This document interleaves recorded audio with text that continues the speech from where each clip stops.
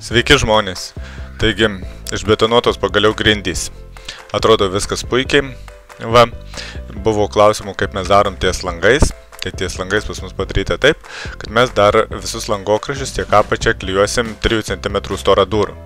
Tai čia išbetonuota, kaip matot, ir palikta 3 cm aukščiau betonas grindų, kur iki lango užsiklijuos 3 cm storą durą. Ir ant jo jau dėsis grindys parketlentės greičiausiai. Va, taip bandysim išvengti kiek įmanoma šalčio tilto aplink langus, kur yra apipusta makrofleksu. Va, ir šaltis perėjęs per langą nepateks mum į grindis ar į sieną, o pasieks mūsų storą durą. Va, taip bus išvengta šalčio tilto. Tai dėl to buvo 3 cm pakelta aukščiau grindys betono. Kaip tik viskas telpa pas mus po lango rėmo.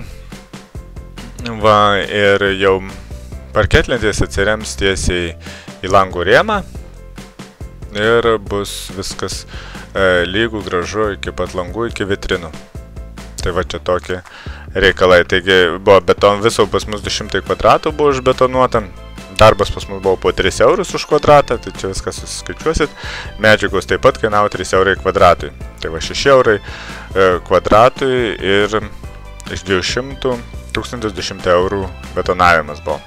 Cementų 75 kilai, 75 maišai sunaudotas, smėlio 2 mašinos, vandens 2 kubai, plastifikatoriaus 10 kilų ir fibros 9 kilai.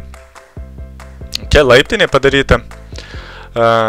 Tiesiog plokštės susuktos, kad betonuotoje galėtų išpilti ir paskui nusims ir va, viskas atrodo kol kas puikiai. Viskas jau išdžiūvė, tai iš tikrųjų jau išbetonuota prieš mėnesį kažkur tai. Toliau daromi darbai, gręžiamosios skylės specialiais aparatais rekuperacijai galų gale. Skylės daromos.